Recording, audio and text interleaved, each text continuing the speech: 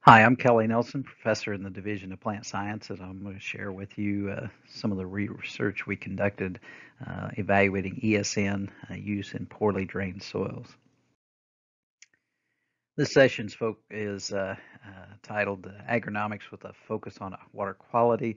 So first off, I'm going to focus on nitrogen fate using ESN, and then we'll move into our corn yield responses with ESN. ESN is environmentally smart nitrogen.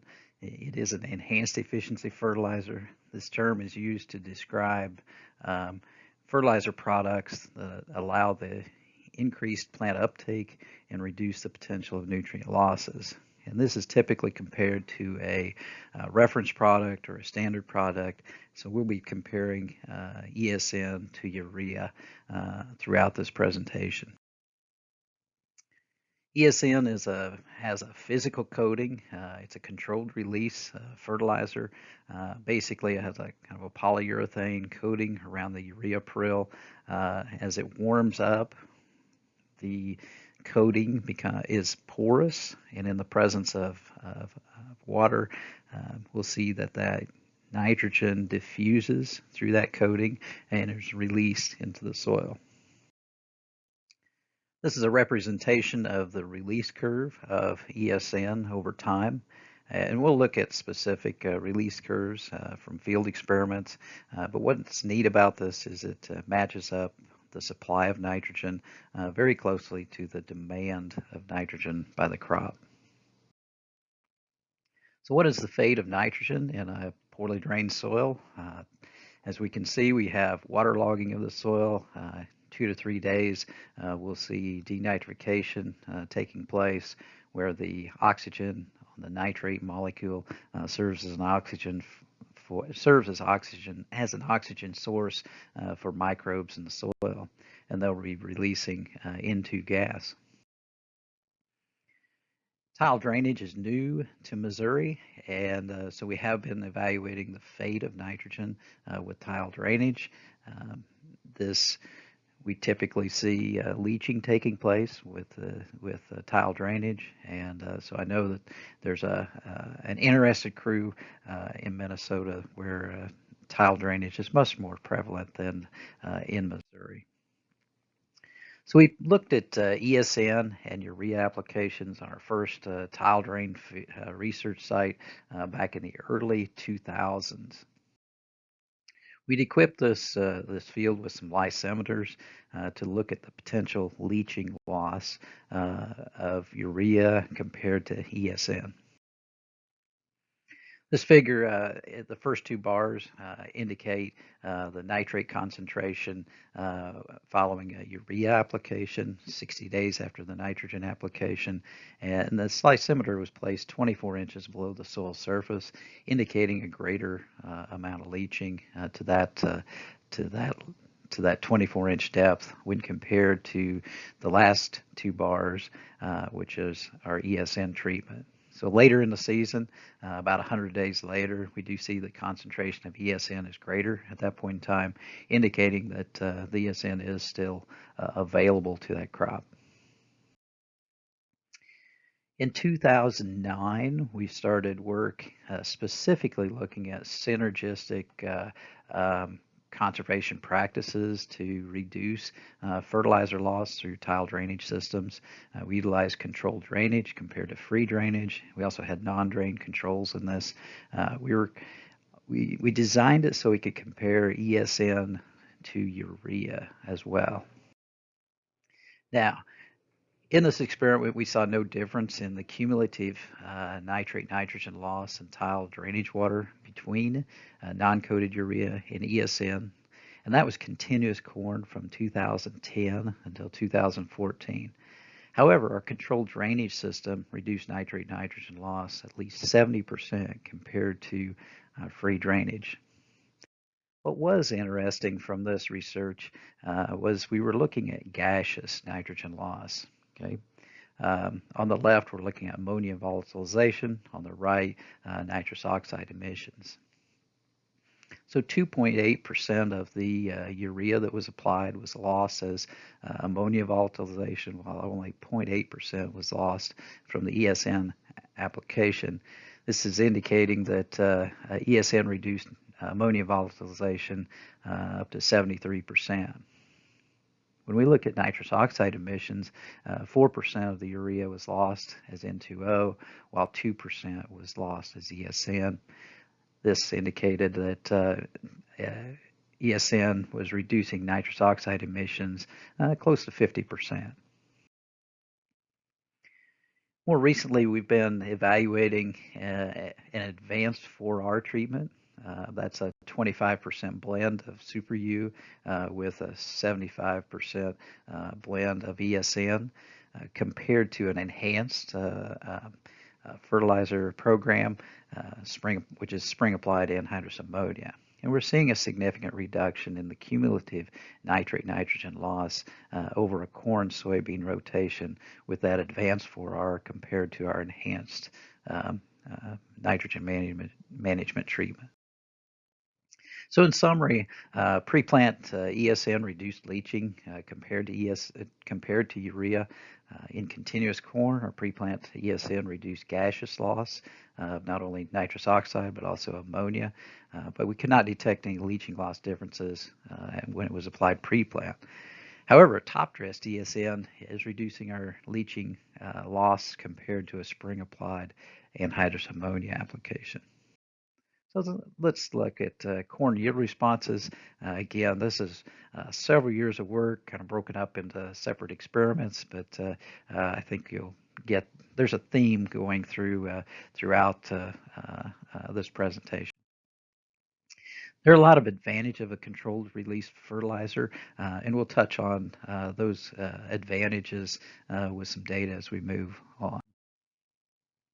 So we looked at, since ESN has this physical coating around the urea, we can actually do buried bag experiments. We'd put them on the soil surface, we'd bury them at various steps, and we'd look at the release of urea from the polymer coating. So there was a lot of interest in the opportunity for ESN applied in the fall.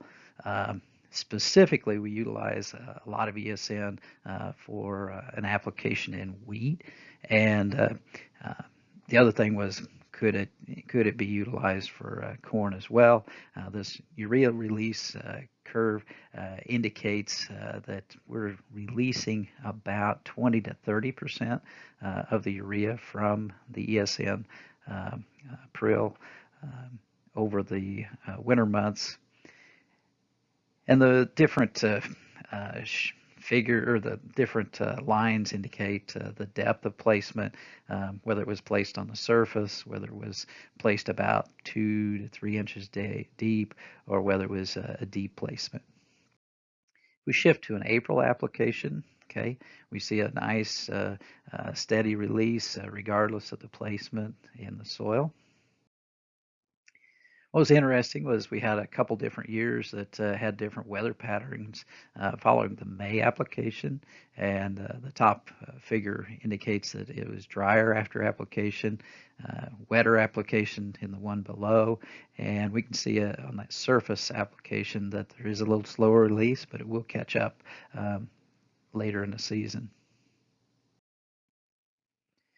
There's a lot of interest on cover crops, and we did several experiments looking at high residue systems. This one in particular was a long-term experiment evaluating corn response following double crop soybeans, following frost-seeded clover, and then a reduced hill system. Focus on the center two sets of bars. The green bars represent corn yield following our double crop soybeans, residues a little bit less in that system. Again, a nice advantage of ESN over urea. The red bars represent a high residue system, no-till, and this is no-till corn following frost-seeded clover. Again, nice yield increase of ESN compared to urea, and then where we incorporated urea compared to ESN in this experiment, no significant difference there. We also looked at a lot of interactions between saturated soils, corn hybrids, and nitrogen sources. So you can see we would we would saturate that soil. We call it flood, 1 day, 3 days, and 7 days.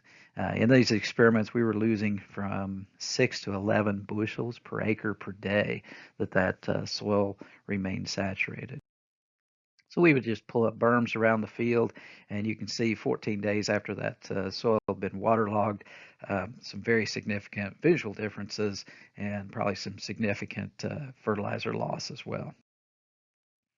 But the main thing is looking at release when we have a kind of an extreme event take place. Probably that middle release curve is probably the most drastic difference. We did see a little bit of an increase in release when we had 7 days of waterlogging compared to no waterlogging, but really those track really nicely, especially when we have an extreme event that occurs. When we look at corn hybrid response differences, again, whether it was no flood or a 7-day extreme flood, we were seeing a benefit of ESN compared to urea. When we moved over to this Pioneer 1498, really seeing the benefit of ESN compared to urea in that 7-day flood. Probably a difference in root structure and stuff between these hybrids, but no big difference, no large difference in that 0-day flood. Now, there are always areas of a field. We have one throughout the farm, or we have several of these throughout the farm that you don't put research plots on because there's just variability that takes place. And we kind of looked at this as an opportunity to put our enhanced efficiency fertilizers to the test. And so what we would do is we would delineate areas where water may accumulate. We try to predict those and then apply ESN to these high-risk areas utilizing a dual bin spreader. And that kind of morphed from research on this field in particular. So our goal was to apply the right source in the right place, okay? A lot of times places based on placement in the soil, but this is the place on the landscape, okay? So you can see as we moved across this landscape, we have this low-lying area. I know my friends in Minnesota would say, just tile this and you'd solve the problem. But we were putting our enhanced efficiency fertilizers to the test, and you can see that these strips of ESN stuck out quite dramatically through these high-stress waterlogged soils. We didn't really see huge differences in yields at the summit and side slope landscape positions, but in this low-lying area, very significant increases with ESN compared to even that blend of urea with ESN and then urea alone. So we came up with a concept of variable product agrochemical applications. And this was based on a wetness index. We could predict where the water was going to flow and where we'd have more saturated soils. And so we would apply ESN in the high-risk areas and then shift to a cheaper product in these low-risk areas to look at the cost effectiveness of a variable product agrochemical application. So the main focus is the yield or the map on the right. Okay, so the colors on that map match the yield difference between ESN and urea. So all those plots were side by side, and so we'd take the yield difference between the fertilizer sources, and we also calculated the economic benefit of ESN compared to urea as well. So anywhere it's green, yields were greater, or the economic benefit with ESN was greater than urea. And where we get into a red area, then it was negative. Okay, and this shows that as we move across the landscape position, it would be economically beneficial to change fertilizer sources based on the risk that we might see with regards to fertilizer loss. We also did a lot of work looking at strip till applications, looking at timing, placement, and sources. Um, we did a lot of work with following soybean stubble, high residue cover crop systems as well. And this is just one example of that. The strip till systems are on the left, the broadcast no-till are on the right. Even a strip till system shows the benefit of ESN compared to even a strip till application of urea, whether it was fall applied or pre-plant applied. Now, the figure on the right, or the right side of this, is a broadcast application to no-till fields, really kind of making a case that maybe we need to be looking at a later application of ESN on these soils in particular, and top dressing it. So we designed an experiment to look at ratios of ESN and urea, because we want something readily available to the corn crop. We looked at rates and we looked at timings. Okay, so very big experiment. So that for this top dress application, we do see, and this is common, we'll see a little bit of leaf burn or a little bit of necrosis with urea. Very safe. The ESN is very safe to the corn crop. We see no burn to it or necrosis taking place. Now, over 4 years of work, the horizontal axis represents the ratio of urea to ESN. Okay, and on the far left, that'd be 100% ESN. Okay, and the next one over will be 25% urea compared to ESN, and so on and so forth. So the main take-home is, for a pre-plant application, we would see that the best blend was a 100% or a 25-75% blend of urea with ESN. And then for a top dress application, I really like that 25-75% blend that's going out, a readily available nitrogen source with ESN. So let's look at an overall grain yield summary of urea compared to ESN. We had over 60 site years comparisons on poorly drained soils. We're seeing a 5.7% yield increase with ESN compared to urea, and this took similar rates over that 125 to 150 pound per acre rate of nitrogen that was applied.